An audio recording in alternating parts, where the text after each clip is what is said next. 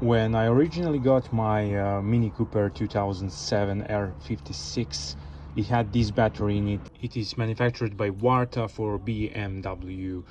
So it is a high quality lead acid 20 volts battery. What I'm gonna do is try to recover it and try to get the best from it at this state, if that is the possible. So these are the steps which you should follow if you decide to try and recover your lead acid battery. So we have nearly 11 volts, which tells me that the cells have the voltage. Maybe one is dead or they are all low. The next thing which you want to check with old lead acid battery is sulfuric acid level in the cells.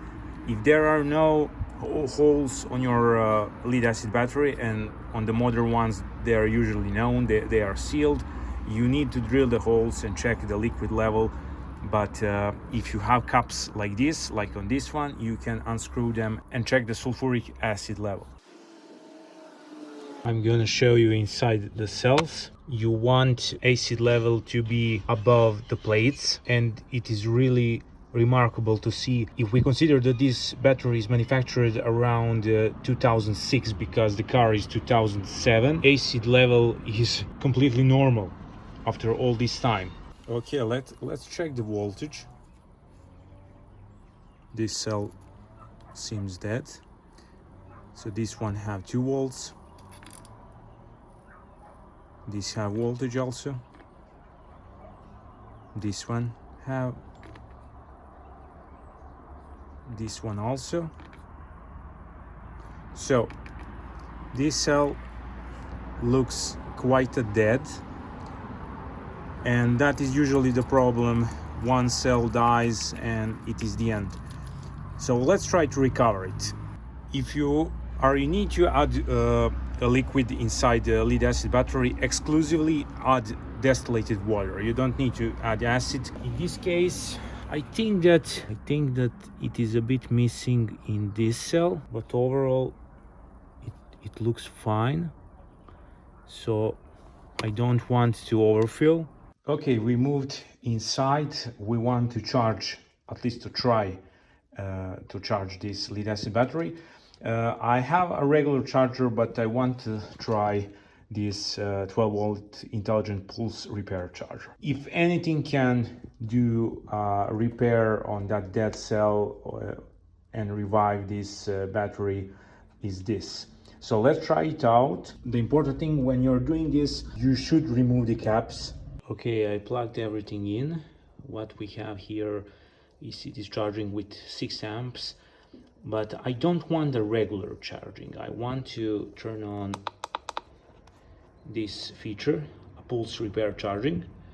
It usually lasts around 12 hours, so I will just leave it like this and get back tomorrow to see if anything changed. Here we are a day later. The charger say off. Let's check the voltage inside the battery. Let's disconnect the battery.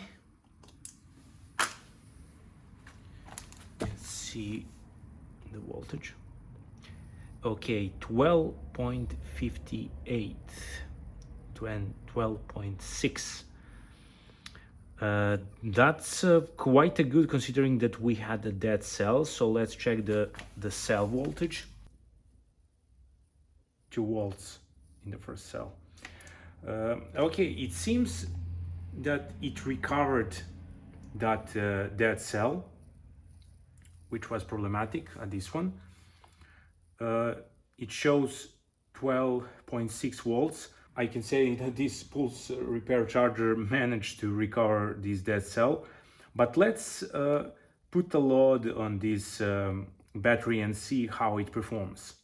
Okay, I left the battery to rest for around 1 hour, but keep in mind the charger finished charging like a day ago and it wasn't charging at that point. So the voltage is stable as it looks. Not ideal, but let's try to drain this battery and see how it performs. And this is the setup. I have multimeter connected, so I can see the live data when I've connected this bulb it is 55 volts bulb, and I will connect it and see how long the battery will last until it reaches 11.7 volts, which will be nearly empty.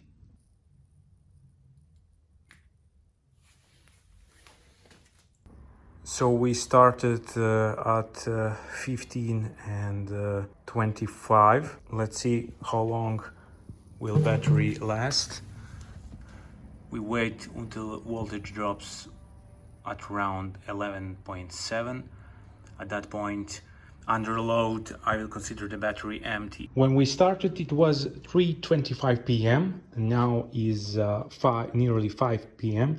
So in 25 minutes, it will be 2 hours, which is basically around 110 watts in this old BMW lead-acid battery. I will stop test at this point because I don't have time to wait. As the voltage is 1174, I believe that there is enough power for around 30 minutes to last. So I will conclude that there is at least 110 watts of power in this lead-acid battery. When load is disconnected, the voltage jumped to 12 volts, which is nice.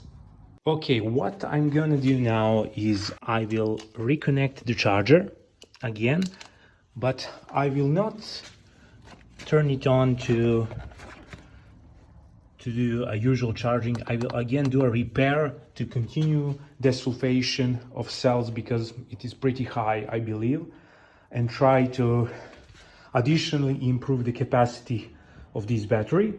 I will probably make a follow-up video so you can consider subscribing and check out that video later. Let's assume that this battery is around 16 years old and that last 3 years was in my warehouse, which is not heated at all. My father left it there. I found it just like 10 days ago with this big coating of dust. It had 12 volts resting voltage, or it was 11, I cannot recall. It was on the beginning of this video. So I used the charger, did a repair function, and as you can see, the battery is working. Yes, I know many will tell now, okay, but can it crank? I'm unable to test that now, and I'm not having I don't have a device to test a cranking power for this lead-acid battery, but I believe if I repeat this process 3 times, I can really get internal power rising a little bit, and the battery could be used for something not that much demanding. My conclusion for this cheap pulse repair charger, there is a link down below in the comments where I got it on the AliExpress. It is really cheap, around 15 bucks, shipping included, so really a bargain. And this charger can do something that my 100 euros charger cannot. So I'm really satisfied with this purchase. This pulse repair feature is great also to be used on a healthy battery to desulfate and clean the plates so you can prolong the life of your lead-acid battery in your car. I hope you enjoyed watching this video. Please again consider subscribing for more interesting content in the future, and until next time, see you.